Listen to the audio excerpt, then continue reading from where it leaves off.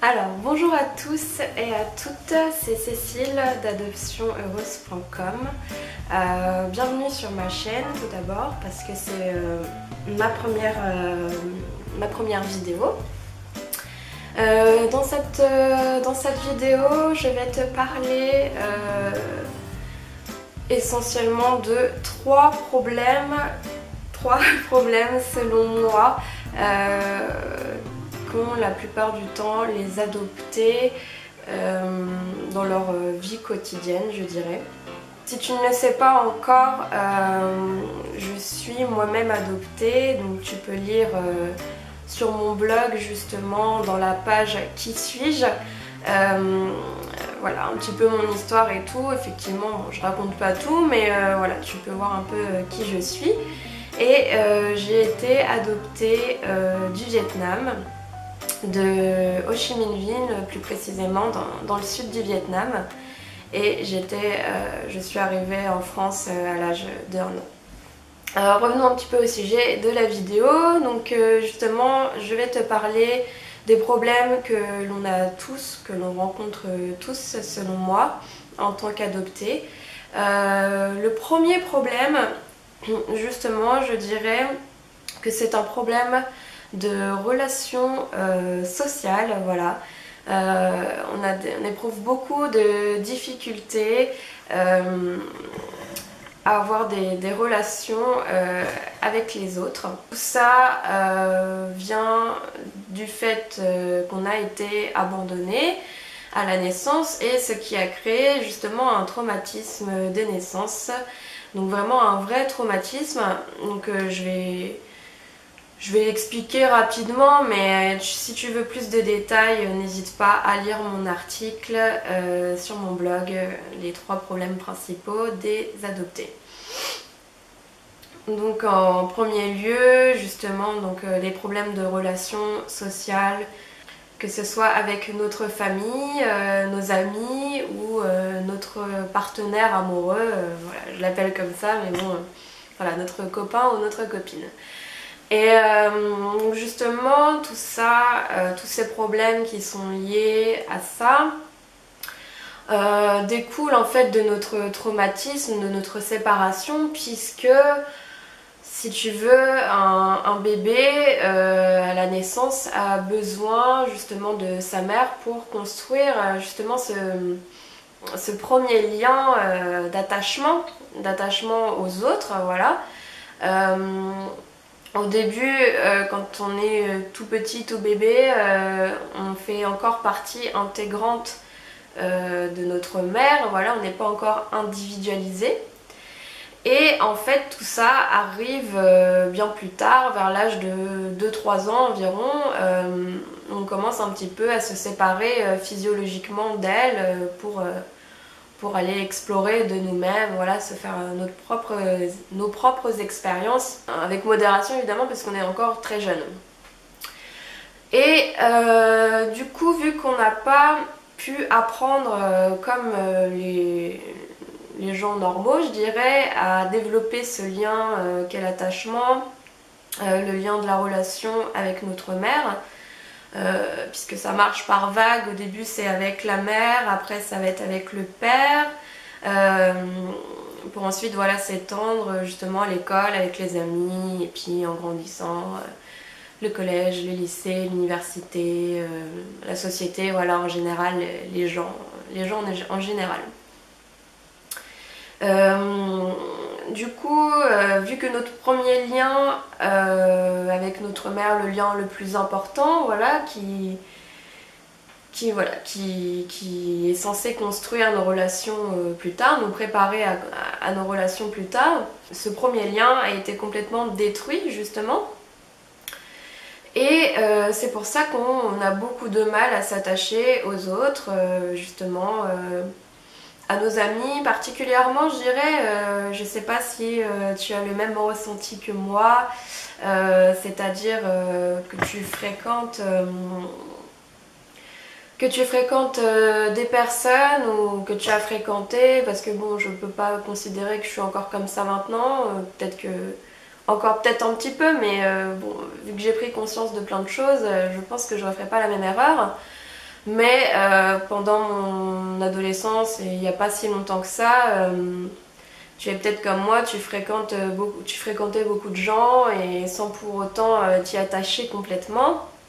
Parce que justement, notre cerveau primitif, donc on va l'appeler comme ça parce que c'est plus simple, nous fait croire depuis qu'on est né que à cause de la séparation justement avec notre mère, que aucune relation ne dure, qu'on va forcément être abandonné au bout d'un moment, ou que voilà, il y a quelque chose qui va se passer et qui va mettre fin à la relation. Donc ça voilà, premier point important, justement comme on est habitué à croire ça, on ne lie pas vraiment de lien avec les gens parce qu'on a peur voilà, de s'y attacher et de souffrir encore une nouvelle fois. Donc ça, et ensuite avec la relation qu'on a avec le partenaire amoureux est un petit peu plus compliquée, c'est-à-dire qu'on s'y attache vraiment beaucoup, même trop justement, paradoxalement, parce qu'on retrouve une certaine symbiose, un certain bien-être. Comme une mère avec son bébé, en fait, j'explique un petit peu parce que ça peut paraître un peu bizarre dit comme ça, mais en fait, voilà, la relation amoureuse nous apporte beaucoup d'affection, c'est-à-dire que on a de la tendresse, du contact, on a l'impression qu'on peut tout dire à son compagnon, sa compagne, etc. Et donc ça nous fait revivre cette intimité, cette très profonde intimité qu'on a perdue justement avec notre mère de naissance. Et du coup, on utilise un petit peu le partenaire amoureux comme substitut maternel. Donc pareil, tu trouveras la signification de ce qu'est le substitut maternel sur mon blog. Et du coup, bah, ça crée justement, ça ne fonctionne pas non plus puisque le partenaire en question se retrouve un peu submergé par tout ça, se retrouve un peu étouffé par autant de besoins d'amour de notre part. Et du coup, sans pour autant qu'on s'y attache vraiment, enfin c'est un petit peu compliqué, voilà, c'est complexe parce que on a très peur aussi de s'attacher à notre partenaire amoureux parce qu'on croit qu'en permanence qu'il va nous laisser tomber, voilà, encore notre cerveau voilà, qui nous joue des tours. Et du coup, on est très ambivalent avec lui. Et il y a un jour où on peut être très attaché à lui et le lendemain, comme si c'était presque pas notre compagnon en fait, ou notre compagne. Donc voilà, ça c'est pour le premier problème, justement, problème de relations sociales. Donc évidemment ça nous handicape beaucoup puisque les relations sociales sont très importantes pour un être humain, hein, par définition, voilà, c'est ce qui lie les êtres humains entre eux, donc on a beaucoup de difficultés de ce côté-là.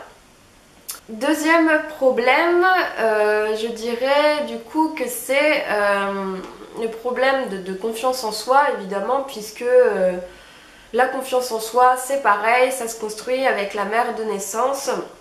On crée, voilà, avec la première relation, on crée aussi un lien de confiance, puisque elle nous aime, enfin elle est censée nous aimer, elle pallie à nos besoins affectifs aussi, si on pleure, voilà, elle va nous consoler, etc.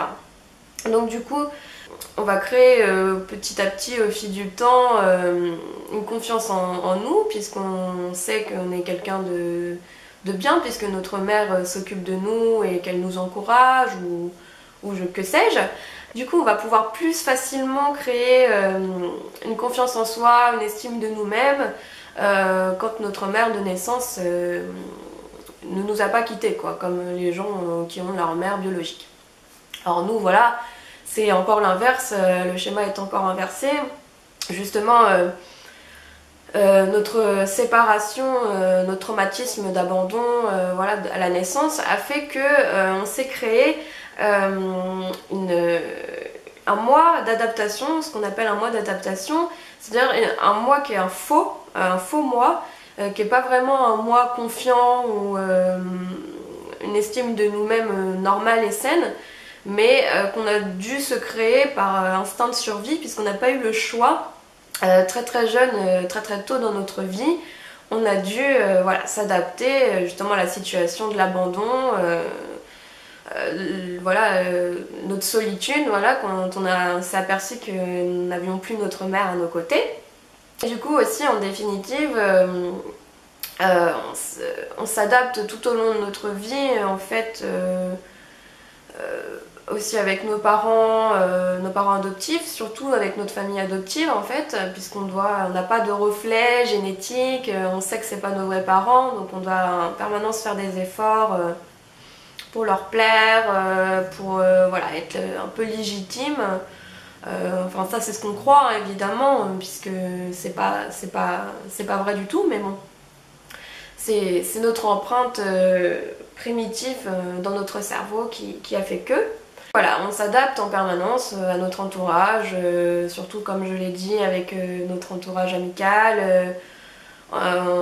Même si on n'est pas forcément d'accord ou qu'on n'a pas les mêmes goûts, on va essayer de faire genre voilà, qu'on est pareil pour s'intégrer hein, justement, parce que nous les adoptés, on a un grand besoin d'être aimés, voilà, de s'intégrer encore plus que n'importe qui.